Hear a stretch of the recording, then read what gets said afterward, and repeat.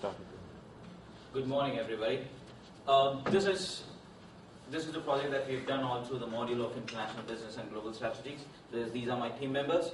We've got Brian there on the computer, and that's Hui, and this is Jafar, and me, myself, I'm Majestic. The main aim of our project was to take a leading company from a country and introduce into the international market. Here we have taken Majestic Wines PLC, which is in the UK. It is a wine retailer, and we are going to introduce it into a foreign market. The procedure that we follow is, first I do the company analysis. So I'll take the company Majestic Wines, see how well it is performing in its own country, and then I will have Jafar who will be looking into the different countries that we can possibly enter, and then we'll have Brian who will be doing an in-depth market analysis of the top 2 countries which we think is the best as a potential market, and the 4th would be done by Hui, who will take care of the entry strategies and the marketing plan. And in the end, we'll give conclusions and recommendations on what is to be done and if there are any changes that are required. The company analysis, Majestic Wines, it is a wine retailer, that is what we know. And before we go in, we will first look at the UK wine industry. The UK wine industry has its major suppliers from Italy and France and Australia. Wine also has a lot of substitutes, for example, beer and wine, beer and whiskey.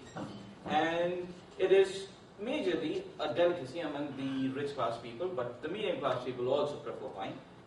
And the vintage wine, which are the old wines, are very costly and are very rare and are in demand, which Majestic Wine is quite popular about. Then we'll see the history of Majestic Wines. Majestic Wines were founded in the year 1981. 1981 is it's not that old a retail store, but it's just about 30 years. Since then, it has got a very steady growth, and it is expecting 100 million cases of sale in the year 2010. Starting in 1981, with just 30 years of experience, it has already got 153 stores in UK and also a little experience in the international market of introducing 3 stores in France. Majestic in UK has got a very good growth. If you see the chart here, we've got 2007, 2008 and 2009 reading, and these are the numbers in million pounds. So in 2007, it was a little above 190 million, and then in 2008, it went above 195 million, in 2009, above 200 million. So this growth has been very constant, and it is always growing. Every year, it is giving good profits. There are 3 major competitors in UK which Majestic Wine has. One is Berry Brothers and Rudd Limited, which has been in UK since the past 300 years.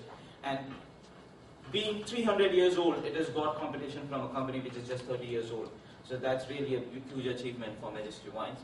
First Quince Retailing is also a shop which is now closed. It is no more there, but it was also a strong competitor of Majestic Wines. Wines Limited is a major competitor in the e-commerce department. Wines Limited has got a huge variety of very cheap wines, and it's got flexible combinations also available for it for people to buy. Next, we'll look at how good Majestic is, how ready Majestic is to enter into the international market. It's got a very good range of quality of very good range and quality wines in its in it, and it's got very close customer relationships. Basically, because there are people who work with Majestic Wines. They're quite experienced, and they've got good knowledge about all the wines that is there in their shop. So they can relate to customers, they can tell them what exactly are the wines and what people can buy. And there is also major attractions in Majestic Wines. For example, free wine tasting. Every Fridays, if you want to pop in into Majestic Wines, you can get free wine tasting. You can just go, they'll show you what wines they have. You can taste wine free of cost.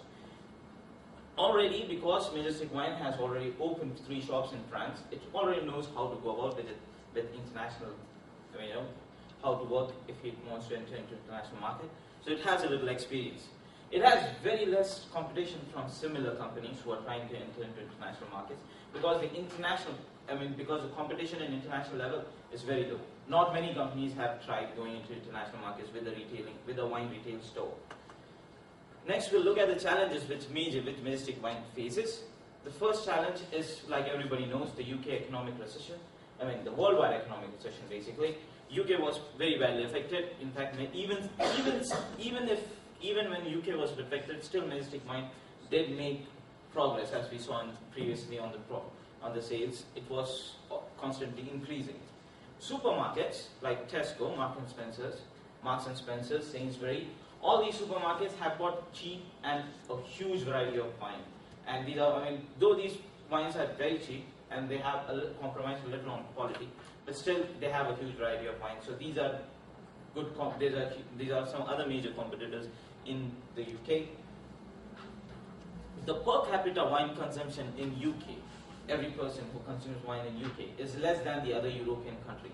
The other European countries, people consume more wine than they consume in UK.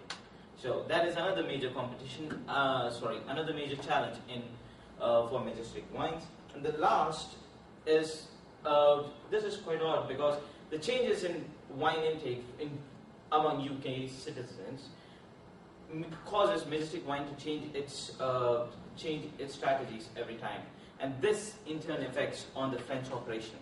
But still, there was no problem with the French operations because they have been performing very good, and so Majestic Wines has still got a stronghold in its international market. The next part will be taken care by Jafar. He'll be telling you about how countries and what countries he's choosing. There were actually 5 different countries from 3 different continents. Germany, from the European country, from the Asian country, Japan, China, and Australia, from South America, we chose Argentina. I start with China. As we all know, China has the highest population in the whole world, with the consumption of wine has been increasing regularly. It increased from 2007 to 2008 to 21%, and in 2009 it's 9%. Which makes it the highest consumer of wine in the Asian country. The next one, Japan. Japan is the second highest consumer of wine in the Asian country too, with the wine expenditure in 2008 rose to 2,358 million, which makes it the second highest consumer of wine in the world, in Asian countries. Sorry. The next one is Argentina. Argentina is famously known for production of wine all over the world, with per capita